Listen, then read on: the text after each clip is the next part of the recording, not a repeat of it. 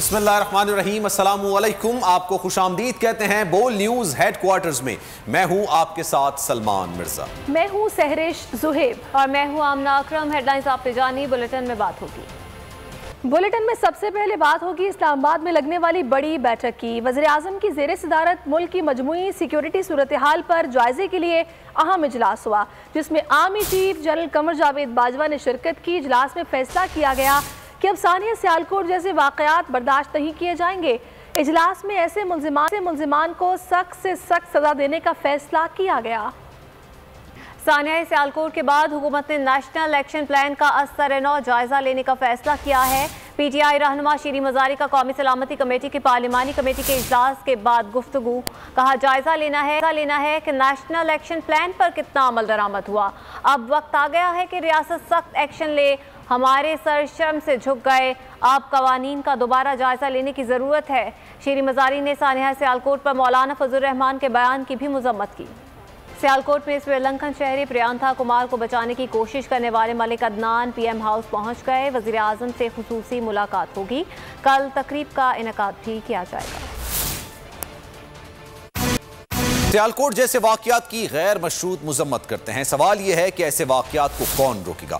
इस्लामाबाद में मीडिया से गुफ्तगू करते हुए PDM के सरबराह मौलाना फजलुर रहमान ने कहा कि मजहब के हवाले से कोई वाक़या हो उसे बहुत उछाला जाता है, इसलिए रियासत आइन और कानून को हरकत में आना पड़ेगा। हम आइन, कानून और जमहूरियत की सफ में खड़े हैं। बंदूक के जरिए किसी नजरिए की बात करने की शुरू से मुखालफत करते हैं।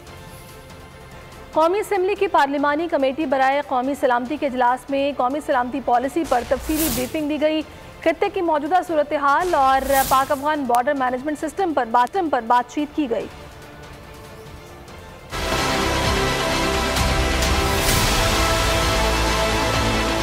कौमी असम्बली की पार्लिमानी कमेटी बराए कौमी सलामती का इजलास। मोईद यूसुफ की कौमी सलामती पॉलिसी पर कमेटी को तफसीली ब्रीफिंग। खित्ते की मौजूदा सूरत हाल खुसूसन अफगानिस्तान से मुतालिक बातचीत। पाक अफगान बॉर्डर मैनेजमेंट सिस्टम पर तफसीली गुफ्तगू हुई। मोईद यूसुफ ने इजलास के शुरुका को बताया कौमी सलामती की पॉलिसी इंसानी, इक़्तिसादी और दिफाई सलामती के माबैन ताल्लुक को फरोग देती है। ये पॉलिसी अवामी खुशहाली और तहफ़्फ़ुज़ के लिए मुरतब की गई है। ये पॉलिसी मुस्तक़बिल में मुल्क को दरपेश चैलेंजेस और मवाक़ों का खाका पेश करेगी। स्पीकर कौमी असम्बली असद कैसर ने कहा ये पॉलिसी मौजूदा हुकूमत के एक खुशहाल और महफूज पाकिस्तान के आज़म की अक्कासी है। मुल्क में जमहूरी इदारों की मजबूती के लिए कौमी पॉलिसियों पर अवामी नुमाइंदों से मुशावरत। कौमी असम्बली की पार्लिमानी कमेटी बराए कौमी सलामती के इजलास में अपोजिशन अरकान की अदम शिरकत पर हुकूमत वज़रा ने भरपूर रद्द-ए-अमल दिया। मोहम्मद अली खान बोले कि अपोजिशन ने कौमी सलामती के मामले पर भी सियासत शुरू कर दी है। खालिद मकबूल सिद्दीकी ने अज़राह तिफ्तन कहा कि हो सकता है उन्हें सिक्योरिटी खदशात हो। पाकिस्तान पीपल्स पार्टी के शरीक चेयरमैन नासिफ अली जरदारी कहते हैं कि पाकिस्तान इस वक्त इंतहाई खतरे में है, जिसे हमने बचाने का अहद कर रखा है। जो धरती मुखालिफ हैं उनसे लड़ेंगे। लाहौर की हल्का NA 133 में इंतखाबी मार्के के बाद तकरीब से खिताब के दौरान उनका कहना था कि पंजाब में मुतनाज़ा हल्काबंदियां की गई। पंजाब में हमारी अपनी कमजोरियां हैं। यह इलेक्शन हमारे लिए मुश्किल नहीं था। अगर इंतखाबात में लोगों को घर से निकालते 50,000 से ज्यादा वोट पड़ सकता था।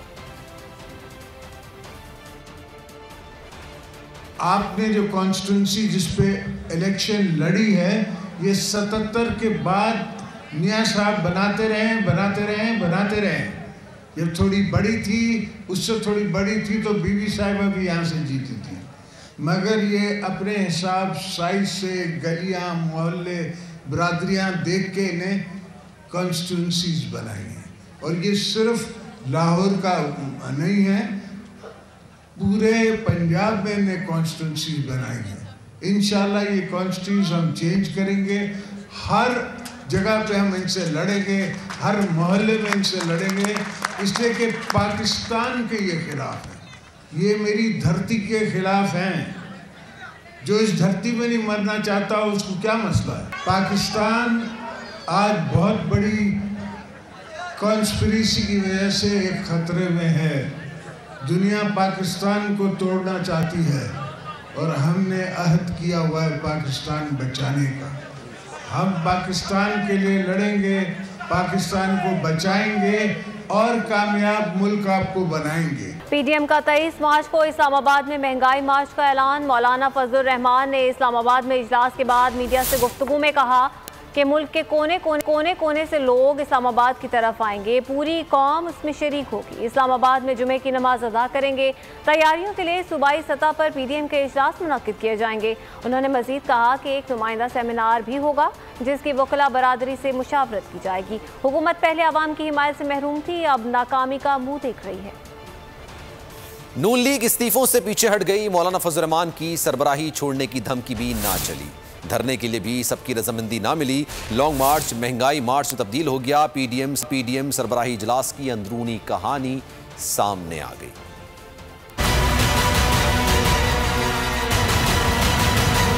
अपोजिशन इत्तेहाद में फिर इख्तिलाफ। असम्बलियों से इस्तीफों पर ना रुकी बात। पीडीएम सरबराह मौलाना फजलुर रहमान ने लगाई बैठक, पहले समझाया फिर धमकाया। कहा असम्बलियों से इस्तीफा देकर अवाम के साथ खड़े होना चाहिए। आज कोई फैसला नहीं होता तो पीडीएम की तहरीक का क्या फायदा होगा। शहबाज शरीफ ने मौक़िफ़ अपनाया कि इस्तीफों पर फैसला मुत्तफ़िक़ा होना चाहिए, जिस पर महमूद खान अचकज़ई ने खामोशी इख्तियार कर ली। मौलाना फजलुर रहमान ने सख्त लहजे में मुतनब्बे किया कि हुकूमत को घर भेजने में संजीदा नहीं तो गपशप का कोई फायदा नहीं। ऐसे ही चलना है तो किसी और को सरबराह बना दे। इत्तेफाक राय न होने पर इस्तीफों के मामले और लॉन्ग मार्च पर आइंदा गौर करने की तजवीज दी गई। इजलास के बाद सहाफियों ने सवाल किया तो मौलाना फजलुर रहमान ने जवाब दिया कि तहरीकों में हतमी फैसला नहीं दिया जाता। इस्तीफों का मसला भी ज़ेरे गौर आया, चूँकि उसूली तौर पर पीडीएम का इस हवाले से इत्तेफाक राय मौजूद है, लेकिन ये कार्ड हमने कब इस्तेमाल करना है, किस तरह इस्तेमाल करना है,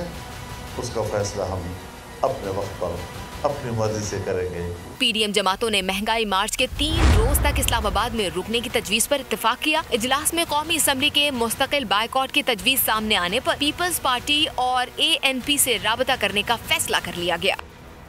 फजलुर रहमान पहले भी कई बार तारीखें बदल चुके हैं, ये तारीख भी हतमी नहीं होगी। वज़ीर इत्तलात फवाद चौधरी का मौलाना फजलुर रहमान के बयान पर रद्द-ए-अमल। कहा मार्च और एहतजाज करना अपोजिशन का हक है, लेकिन मौलाना साहब की कोशिश रही है कि सिस्टम खत्म हो, चूँकि वो सिस्टम का हिस्सा नहीं है। नवाज शरीफ और मरियम नवाज भी इसीलिए उनके साथ नजर आते हैं क्योंकि वो भी सिस्टम का हिस्सा नहीं है। पीडीएम अपनी तबाई उम्र पूरी कर चुकी है।